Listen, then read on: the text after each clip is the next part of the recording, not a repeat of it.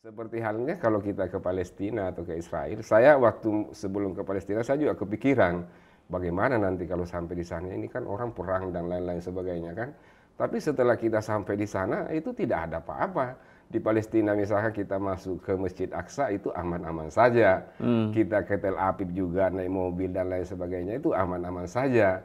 Kita juga ke Hebron, ke Masjid Hebron, masjid di mana Nabi Ibrahim dan lain-lain sebagainya. Di sana kita bisa salat dengan orang Yahudi juga salat, orang Kristen juga salat di sana. Karena di dalam masjid itu ada kuburan Nabi Ibrahim di mana pemeluk tiga agama ini meyakini sebagai bapak dari semua nabi.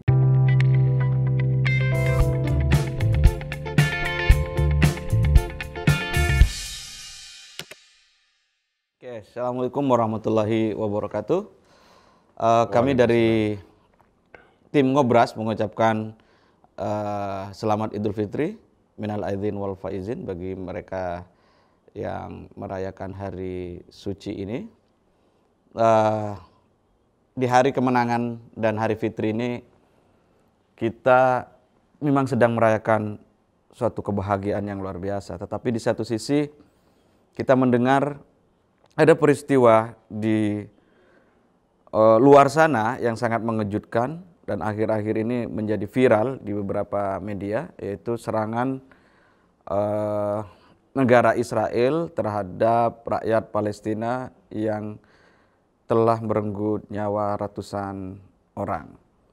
Nah, atas kejadian ini kita juga mengucapkan turut berbela sungkawa dan berduka cita terhadap jatuhnya korban dan mengutuk keras setiap tindakan kekerasan yang mempunyai niat untuk melakukan penjajahan di bumi ini.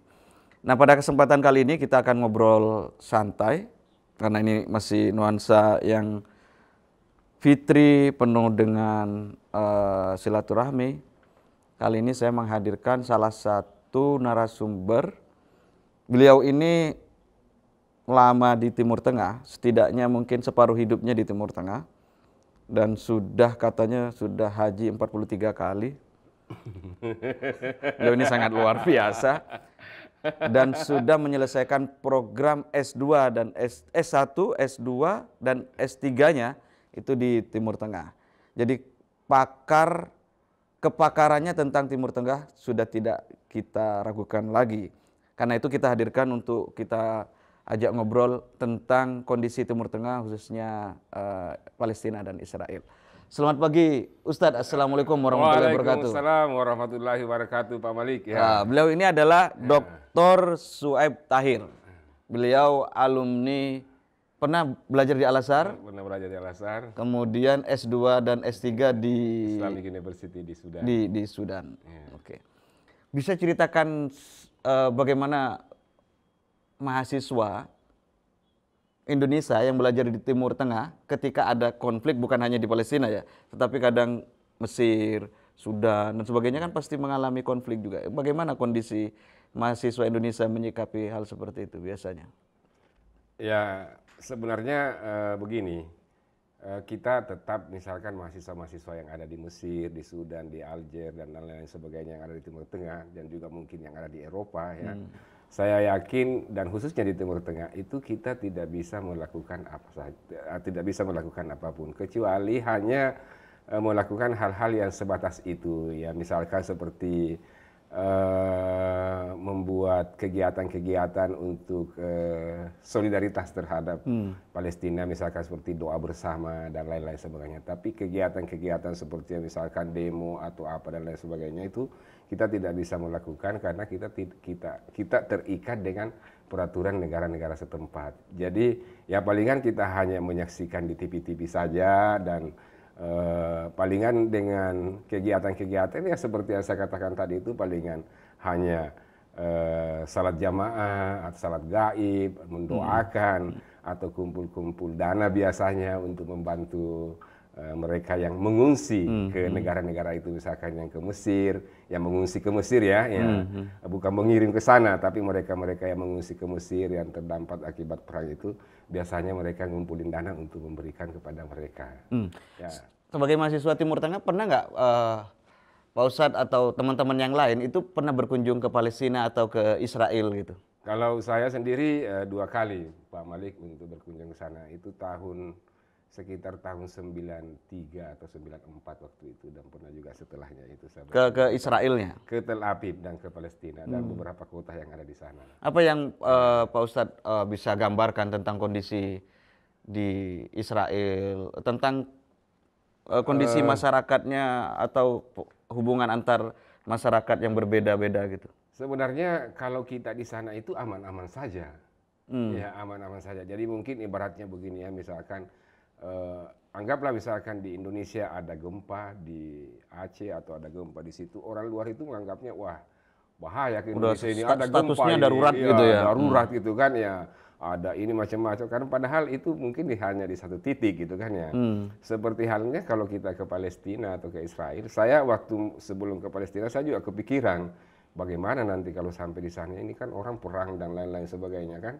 Tapi setelah kita sampai di sana itu tidak ada apa-apa. Di Palestina misalkan kita masuk ke Masjid Aqsa itu aman-aman saja. Kita ke Tel Aviv juga naik mobil dan lain sebagainya itu aman-aman saja. Kita juga ke Hebron, ke Masjid Hebron, masjid di mana Nabi Ibrahim dan lain-lain sebagainya. Di sana kita bisa salat dengan orang Yahudi juga salat, orang Kristen juga salat di sana. Karena di dalam masjid itu ada kuburan Nabi Ibrahim, di mana pemeluk 3 agama ini meyakini sebagai bapak dari semua nabi. Di dalam masjid itu kita berdamping-dampingan, ada bagian khusus untuk Kristen, ada bagian khusus untuk Muslim, ada bagian khusus untuk Yahudi. Di sana kita berdoa sama-sama, di sini, yang di sini, yang di sini, semua berdoa tanpa ada apa-apa. Yang mengawasi di luar itu adalah tentara-tentara Israel. Gitu Artinya kan? sebenarnya kondisi di sana itu hubungan lintas agama khususnya Islam, Kristen, Yahudi itu terjalin cukup harmonis. Ya sebenarnya baik-baik saja. Banyak orang Muslim yang nikah sama orang Kristen gitu kan ya. Nah, memang kalau nikah sama orang Yahudi mungkin memang jarang, karena memang syaratnya orang Yahudi itu kalau mau menikah sama orang Yahudi itu berat. Nah, tapi kalau antara Muslim dengan Kristen di sana itu biasa-biasa saja. Banyak misalkan di sana yang punya toko-toko itu adalah orang Kristen gitu kan, misalkan seperti di Bethlehem gitu kan, yang kebanyakan orang Kristen. Di situ banyak toko-toko handicraft ya, yang dimiliki orang-orang Kristen, yang bekerja juga orang-orang Muslim gitu kan. Di Yerusalem Timur juga, di samping Masjid Aqsa juga begitu, banyak toko-toko di mana orang orang Kristen itu yang bekerja di situ orang-orang Muslim. Bahkan banyak ada yang kita tidak ketahui, misalkan orang-orang Palestina itu hampir setiap hari ke Tel Aviv, mereka di sana bekerja gitu kan. Mereka artinya tidak ada larangan pabrik. Tidak ada larangan dari pemerintah Israel, dari pemerintah Israel gitu kan, tidak ada. orang Arab, mereka non Arab bebas masuk ke Israel, ke Tel Aviv gitu kan ya. Memang beberapa tahun terakhir ini, setelah ada beberapa aksi-aksi kekerasan kemudian oleh pihak Israel membangun tembok gitu kan ya, tembok pemisah gitu kan ya, memang ada perbatasan di situ. Tapi kalau misalkan melewati jalur resmi gitu kan, lewat jalan raya dan lain sebagainya itu biasa aja gitu kan ya, tidak masalah kan. Oke, komposisi penduduk di Palestina itu yang Pak Ustadz kenal itu, ketahui itu ada Kristen, ada Islam, ada Yahudi juga kira-kira di Palestina. Iya, ada. Yang hidup di Palestina? Iya, banyak. Yang hidup di Palestina? Iya, banyak. Dan itu berdampingan? Di Yerusalem itu dibagi 2, Pak Malik. Ya, ada Yerusalem Timur, ada Yerusalem Barat. Yerusalem Timur itu yang Palestina? Nah, semuanya Palestina. Semuanya ini Palestina. Kalau kita bicara Palestina kan berarti itu meliputi Ramallah, meliputi ini dan lain-lain sebagainya gitu kan. Nah, jadi nama negara lah istilahnya ya, tapi di dalamnya itu kan banyak kota-kota kan ya. Ada Ramallah, ada Ariha, ada Jericho, ada Yerusalem kan. Nah, Yerusalem itu dibagi 2, ada Yerusalem Barat, ada Yerusalem Timur. Jaraknya itu hanya ya bisa jalan kaki dari Yerusalem Timur ke Yerusalem Barat gitu kan ya. Antara Bogor Jakarta? Enggak. Terlalu besar? Terlalu jauh itu. Itu hanya dekat. Mungkin antar kecamatan gitu ya? Sama dengan Jakarta Pusat dengan Jakarta Timur kan. Ya seperti itu saja gitu kan ya. Ya, ini Yerusalem Barat ya kayak Jakarta Pusat gitu kan. Ini Yerusalem Timur, ini Jakarta Timur gitu. Dan penghuni antara 2 itu berbeda-beda? Di Yerusalem Barat itu umumnya adalah Yahudi. Di Yerusalem Timurnya Barat adalah Yahudi. Rumah-rumah, toko-toko, mal-mal, kantor-kantor, dan lain-lain sebagainya, hotel-hotel itu adalah dikelola oleh orang-orang Yahudi. Oke. Semuanya di situ, dan di situ di Yerusalem Barat itu bersih, maju, ya kayak di Eropa lah kalau di situ itu kan ya. Konferensi-konferensi internasional juga dilakukan di situ gitu kan Di ya. Yerusalem Barat itu. Yerusalem Barat itu kan orang-orang Israel, orang-orang Yerusalem Timur juga dengan bebas ke sana gitu kan, jalan-jalan ke sana atau belanja ke mall dan lain-lain sebagainya gitu kan ya. Tetapi sebaliknya kadang orang-orang Yahudi itu agak susah masuk ke Yerusalem Timur. Kan Kenapa ya? itu kok bisa masuk? Ya, itu pengalaman saya sendiri pernah satu ketika saya pulang dari Tel Aviv kan, subuh-subuh kan, menggunakan taksi yang dibawa oleh orang Yahudi gitu kan ya. Ketika sampai kepada pintu gerbang untuk masuk Yerusalem Timur kan, itu dia bilang saya hanya bisa sampai di sini, saya tidak bisa masuk ke dalam gitu kan. Karena perizinannya Iya, atau sebenarnya kenapa? Dia bilang saya takut dilempari katanya kan ya. Tetapi ketika saya ke Tel Aviv gitu kan dengan menggunakan taksi orang Arab, itu mereka bebas masuk ke sana kemari. Nah, jadi interaksi sebenarnya khususnya antara misalkan Muslim dan Kristen itu sama sekali tidak ada masalah kan ya. Memang kalau dengan antara Yahudi sedikit ada masalah gitu kan ya. Tetapi dengan orang Muslim dan Kristen itu saya lihat tidak ada masalah. Yasir Arafat sendiri kan istrinya orang Kristen. Yasir Arafat itu. Hanan Asrawi juga kan yang perunding senior mediator dan senior senior diplomatiknya Palestina dulu kan, Hanan Asrawi juga itu adalah Kristen kan, dan masih banyak pengurus-pengurus PLO yang Kristen gitu kan. Ya, artinya sebenarnya di Palestina itu persoalan perbedaan agama itu bukan satu persoalan yang menjadi sumbu dan akar masalah sebenarnya. Bukan. Bahkan mereka sama-sama misalkan orang, jadi gini, di beberapa perkampungan juga itu kan banyak orang Yahudi. Di kampung-kampung itu juga kan banyak orang Yahudi. Di kampung-kampung itu juga ada orang Arab gitu kan, ada orang Kristen. Yang sudah Tidak berbaur. ada masalah yang berbaur. berbaur di kampung-kampung itu gitu kan ya. Ini bukan di kota ya. Ini kalau kita keluar ke kampung-kampung gitu kan, perkebunan. Emang Pak Ustadz berapa lama di situ kok sampai ke kampung-kampung itu? Saya karena memang waktu itu ada program bersama dengan, jadi di Mesir itu ada ya kayak orang-orang bule lah gitu kan, orang-orang bule datang ke sini itu ketemu dengan orang Prancis, dengan orang apa dan lain sebagainya, datang ke sini turis satu grup kan ya. Dulu saya juga begitu, campur-campur orang Italia, orang Spanyol, orang Amerika yang tinggal di Mesir mau piknik ke Yerusalem selama 1 bulan. Emang kalau memang jadi kita kemana-mana untuk destinasi wisata, apa menariknya sebenarnya di Israel itu? Oh, saya pikir kalau destinasi wisata itu memang menarik. Pertama alamnya, ya, alamnya juga memang bagus. Kemudian yang kedua kan Tel Aviv juga bagus gitu kan, Yafa juga bagus. Kemudian di Yerusalem sendiri itu kan bukit-bukit ya, bukit-bukit gitu kan, jadi cantik gitu kan, dan pohon-pohon pinus itu banyak gitu kan. Cantik dibandingkan negara Timur Tengah yang lain. Dibandingkan dengan negara Timur Tengah. Bukan cantik dibandingkan Indonesia kan? Bukan ya, lumayan oke lah ya. Oke lah. Kemudian yang kedua kan, karena di sana itu kan negara daerah di mana 3 agama ini memiliki sejarah panjang, nilai historis yang sama nilai gitu ya. historis yang sama gitu kan. Di sana ada Bethlehem gitu kan, di Bethlehem gitu kan ya, orang kita bisa Bethlehem, orang mereka bilang Bethlehem. Di sana ada, di Bethlehem itu ada tempatnya Nabi Isa gitu kan ya. Nabi Isa lahir di situ, di bawah situ gitu kan ya. Di sana kalau bulan Desember atau September itu musim haji. Ya, jadi orang-orang Kristen itu pada datang ke sana untuk haji di Bethlehem. Itu ramai. Itu ramai di sana. Tapi biasanya orang-orang Kristen Arab dan Eropa. Eropa juga? Eropa, dan juga banyak dari Indonesia. Kan ya. Itu mereka pilgrim kan ya. Untuk Natalan di sana kan ya. Itu di Bethlehem. Itu ramai kalau bulan-bulan segitu, dan saya yakin bahwa pengelola travel agency di sini yang yang arahnya ke Palestina itu, saya pikir setiap tahun mereka membawa jamaah-jamaah dari sini untuk pilgrim, untuk haji ke situ, dan itu ramai kan ya. Selain itu kan misalkan ada Ascension of Jesus gitu kan ya, tempat naiknya Nabi Isa ke langit. Itu kan tidak jauh dari Masjid Aqsa gitu kan. ada kenaikan Isa Al-Masih itu. Kenaikan Isa Al-Masih tempatnya. Situsnya juga di situ. Situsnya juga ada di situ. Isra Mi'raj juga ada di situ di Qubatus Zahra gitu kan. Masjid Umar bin Khattab juga ada di situ.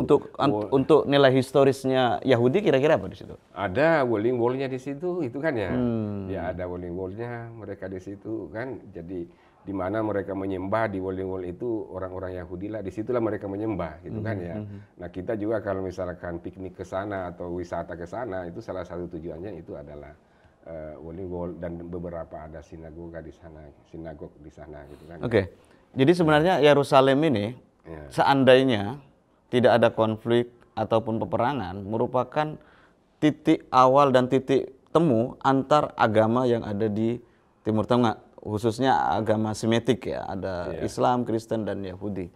Nah persoalannya sekarang, kenapa konflik itu bisa terjadi?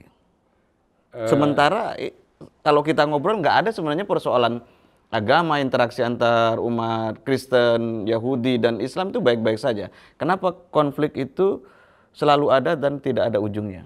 Saya pikir ini tidak terlepas dari perebutan wilayah. Ya, kan ya.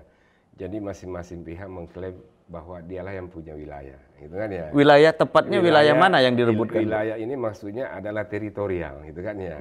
Orang-orang Arab juga mengklaim bahwa ini adalah wilayah saya, gitu kan ya. Kenapa? Karena dia juga punya historis, gitu kan ya. Orang-orang Yahudi juga mengklaim bahwa ini adalah tempat saya, tempat suci saya. Karena nabi-nabi saya turun di sini, kan ya. Seperti kita ketahui dalam sejarah kan bahwa kebanyakan nabi-nabi itu kan dari Bani Israel kan, dan disitulah mereka turun semuanya kan ya, mulai dari Ibrahim, Ishak dan lain-lain sebagainya, turunannya itu kan semua di situ. Jadi kalau orang-orang Yahudi mengatakan ini juga adalah tanah suci saya, itu juga benar gitu kan ya. Kalau orang Islam juga mengatakan ini juga adalah tanah suci saya, dia juga benar. Kenapa? Karena di situ Nabi Isra dan Mi'raj gitu kan ya. Tapi sebenarnya kita lebih semestinya memaknai bahwa kenapa Rasulullah SAW ke sana gitu kan ya. Sebenarnya ingin menunjukkan bahwa ada loh agama yang sebelum kamu gitu kan, sebelum Islam, dan ini juga adalah agama samawi gitu kan ya. Ada ketersambungan antara Islam. Ya, ada ketersambungan antara Islam dengan agama-agama yang sebelumnya ada di situ, gitu kan ya. Jadi saya pikir begitu. Jadi kalau saya melihat bahwa konflik yang ada itu lebih pada perebutan wilayah, gitu kan ya.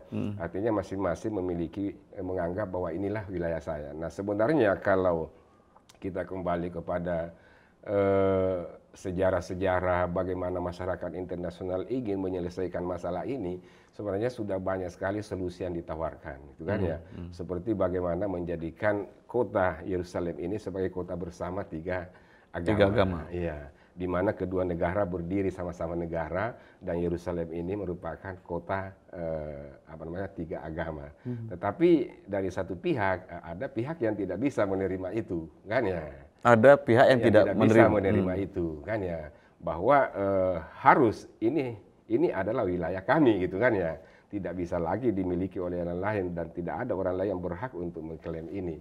Nah ini persoalannya. Jadi kalau saya melihat dua-duanya itu sebenarnya harus ada semacam tanazul ya.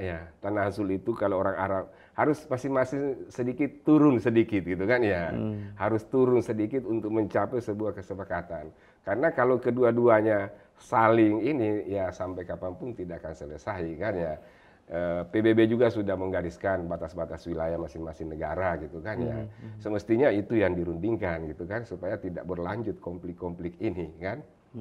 Artinya begini, ini murni sebuah perang antar negara yang memperebutkan hak teritori masing-masing. Bahwa di situ Israel mayoritas Yahudi, sementara Palestina mayoritas Muslim dan juga Kristen di situ. Ini adalah sebuah pertarungan dan konflik politik gitu ya. Jadi penyelesaiannya tentu saja dengan cara-cara politik. Nah,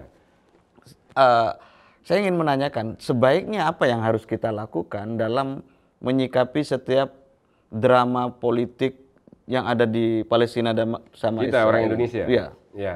Saya pikir begini, saya pikir kita di Indonesia ini kan jelas sekali dalam undang-undang dasar kita ya, menentang atau tidak menyetujui jenis penjajahan di muka bumi ini kan, dan ini sudah ditunjukkan oleh pemerintah Indonesia gitu kan, dari dulu sampai sekarang dan sampai hari ini pernyataan Presiden Jokowi itu mencerminkan sikap Indonesia. Gitu Apakah kan, berarti Indonesia melihat bahwa Israel ini sedang melakukan penjajahan? Indonesia saya pikir menganggap itu sebuah penjajahan gitu kan ya, karena itu sikap Indonesia sangat tegas dalam hal ini kan ya, selalu memperjuangkan hak-hak asasi dan hak kemerdekaan bagi bangsa Palestina kan ya. Cuma mungkin untuk mencapai sebuah kesepakatan damai itu harus melalui sebuah dialog gitu kan, harus melalui sebuah diplomasi yang ada di tingkat internasional lah. Dan Indonesia saya pikir sudah cukup aktif memperjuangkan Palestina selama ini, khususnya di forum-forum internasional dan regional. Bahkan kita baru-baru saja dengar bagaimana Presiden kita menyampaikan sebuah statement gitu kan, terhadap sikap Indonesia terhadap situasi yang ada di Palestina. Nah inilah kita sebenarnya rakyat Indonesia, masyarakat Indonesia, jangan sampai kita terpancing gitu kan dengan situasi yang ada yang bisa mempengaruhi kita mengarah kepada sebuah tindakan-tindakan yang bertentangan dengan nilai dan budaya kita dan prinsip bernegara kita kan. Ini yang harus dihindari kan ya, karena masalahnya persoalan ini bukan persoalan sepele gitu kan ya, dimana kita tidak bisa menyelesaikan masalah Palestina hanya demonstrasi di sini atau hanya mengecam atau hanya mengumpulkan ini dan lain-lain sebagainya. Itu hanya bagian ekspresi solidaritas lah. Itu hanya bagian ekspresi solidaritas saja, tapi tidak perlu diwejawantahkan dalam sebuah kegiatan-kegiatan yang akan menyulut sebuah kekacauan gitu kan di dalam negeri kita sendiri. Dalam negeri kita sendiri, apalagi yang bisa memecah belah kita, itu jangan sampai itu terjadi.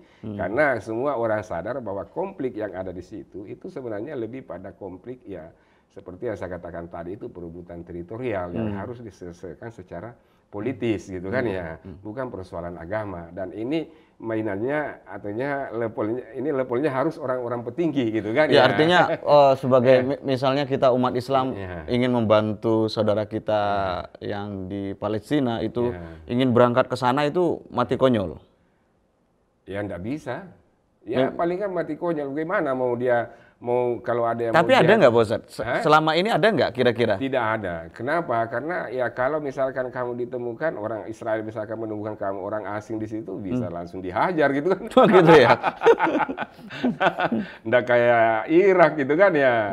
Ya kalau misalnya dalam beberapa konflik Afghanistan, Irak, Suriah ini kan banyak itu relawan yang katanya dilihat wajah-wajah asing, wah itu langsung dihajar kamu kalau ini. Dan saya juga lihat bahwa orang-orang Palestina, misalkan Hamas dan lain-lain sebagainya, tidak mau merekrut orang-orang asing gitu kan ya. Karena ini murni perjuangan dalam negeri mereka gitu kan. Dalam mempertahankan wilayah itu. Wilayahnya, bukan agamanya gitu kan ya. Bukan agamanya, memang karena wilayahnya itu. Gitu kan. Oke.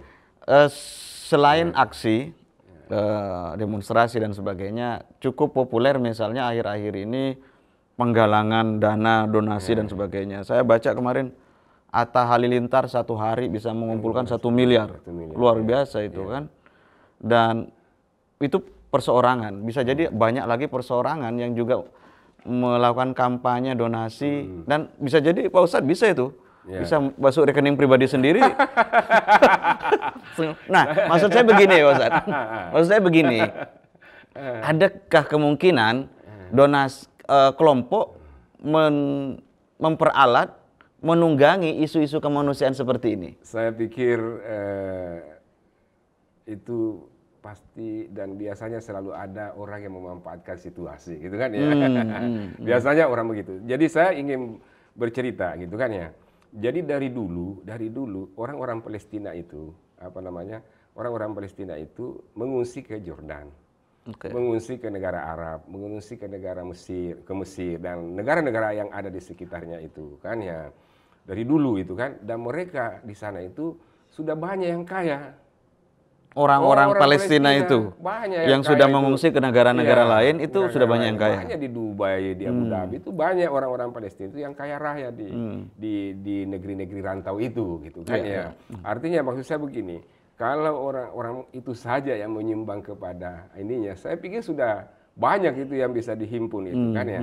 Tapi kita tidak bisa mengatakan bahwa jangan nyumbang, dah, gitu kan ya. Karena ini namanya niat baik dan solidaritas. Cuma satu hal yang perlu diperhatikan bahwa harus memastikan kan ya, harus memastikan bahwa sumbangan itu sampai kepada yang ditujukan, gitu kan ya.